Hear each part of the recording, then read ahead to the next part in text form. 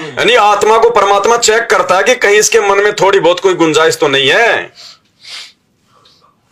तो उस समय परमात्मा जब सुदर्शन सुपच को ले गए और वहां जाके उस अंतर्यामी परमात्मा, खैर वो तो अंतर्यामी थे, उनको तो मालूम था इसके मन में क्या दोष शेष है, लेकिन एक एग्जाम्पल परमात्मा पेश करना चाहते थे वर्तमान हम बिचली पीढ़ी वालों के लिए कि इतना सब कुछ त्याग करने के बाद, समर्पण करने के बाद में, और यदि सुदर्शन सुपच जितनी भी कमजोरी तुम्हारे अंदर रह गई तो भी नीचे पटके जाओगे, फिर ना जाने कितने योग लग जाएंगे तुम्हें सतलोक के लिए। तो सुदर्शन ने कहा कि भगवान वैसे तो आप अंतर्यामी है, आपकी मौज परमात्मा, आपने इतना ज्ञान दे दिया, अब इस गंदे लोक में रहने की कोई इच्छा थोड़ी है,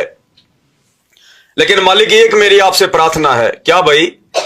मेरे माता पिता बहुत अच्छे थे और मैंने बहुत समझाया उनको, लेकिन वो आपका ज्ञान नहीं समझे, आपकी शरण में नहीं आए, लेकिन मुझे उन्होंने कभी भी भक्ति के लिए मना नहीं किया। हे परमात्मा, मेरी तो कोई इच्छा नहीं है, लेकिन मालिक अगर कभी किसी जन्म में सूत बैठ जाए तो परमात्मा मेरे माता पिता का देख लेना। तो मालिक समझ गए कि है तो ये भी कमजोरी बेटा, यहां आके भी तेरे को माता पिता की चिंता जो है वो सता रही है, जबकि वो तो तेरे से पहले मर चुके थे। तो मालिक ने कहा कि ठीक है बेटा, तू अपने आगे का ध्यान रख, उनका भी करेंगे। वचन दिया उसको, परमात्मा ने विश्वास दिलाया, और उस छोटी सी कमजोरी के चलते अपने माता पिता की चिंता, उनके उद्धार की चिंता, उनके आत्म कल्याण की चिंता, वो सुदर्शन सुपच के लिए गले की हड्डी बन गई।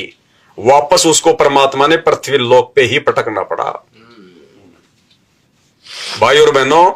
ये एग्जाम्पल परमात्मा ने इसलिए कोड किया ताकि वर्तमान की पिछली पीढ़ी में जो गलतियां हमसे पहले हमारे भगत भाई बहन कर चुके हैं और उन गलतियों की सजा वो वर्तमान तक पा रहे हैं, हमसे उतनी चूक भी अब की बार ना हो जाए, जरा सी भी। और परमेश्वर ने हमें समझा दिया कि माता पिता का ऋण, क्योंकि माता पिता ने हमें जन्म दिया, हमें संसार में, माता पिता का ऋण कोई भी प्राणी नहीं चुका सकता। माता पिता का ऋण यदि कोई चुका सकता है तो सतगुरु रामपाल जी भगवान का भगत चुका सकता है। और वो ऋण चुकाने के लिए कोई संपत्ति दान करने की जरूरत नहीं, माता पिता के लिए बहुत बड़ा कोई प्लाट कोई खरीद के 2-4 नौकर छोड़ के उसकी सेवा करवाने की आवश्यकता नहीं। परमेश्वर ने बताया कि इस दुनिया में सबसे बड़ा जो धर्म है वो है आत्म कल्याण का, आत्म प्राण उद्धार ही, और धर्म नहीं दूजा। अगर हम किसी का आत्म का उद्धार करवा दें, उसका मोक्ष करवा दें, उसका आत्म कल्याण करवा दें, सच्चे सतगुरु से उसको जोड़ दें, तो कहते हैं उससे बड़ा धर्म दुनिया में कोई नहीं है। तो भाई और बहनों, हम अपने माता पिता को सतगुरुदेव से जुड़ने के बाद हम सब की इच्छा होती है कि मेरे रिश्तेदारों को भी जोड़ दूं, भाई बंधु को भी जोड़ दूं, माँ बाप को भी जोड़ दूं। तो यदि हम अपने माता पिता को अपने गुरुदेव भगवान से ज्ञान समझाकर या उनसे कहकर प्रार्थना करके यदि हम उनको नाम दिलवा देते हैं, एक बार यदि हम उनको गुरु की शरण से जोड़ देते हैं, उसी समय भाई और बहनों हमारा वो मातृ ऋण, वो पितृ ऋण जिसको उतारने में असंख्य युग बीत जाते हैं, एक क्षण में परमात्मा अपने भगत को भार युक्त कर देता, भार मुक्त कर देता है एक क्षण में। और यदि आपके माता पिता आपके बार बार रिक्वेस्ट करने से नाम दीक्षा नहीं लेते हैं तो भी परमात्मा कहते हैं कि तू माता पिता के ऋण से मुक्त हो गया, क्योंकि तूने उनको मोक्ष का रास्ता दिखा दिया। अब वो भले ही अपने कमजोर संस्कारों के चलते ना जुड़े, लेकिन तूने तो उनको मोक्ष का रास्ता दिखा के और माता पिता के ऋण से मुक्त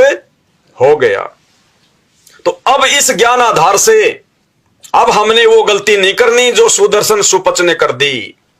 या तो माता पिता को परमात्मा से जोड़ दीजिए, अगर नहीं मानते हैं तो बार बार हम उनसे प्रार्थना जो है वो करते रहे, तो हम भार मुक्त हो गए। और यदि हमारे से पहले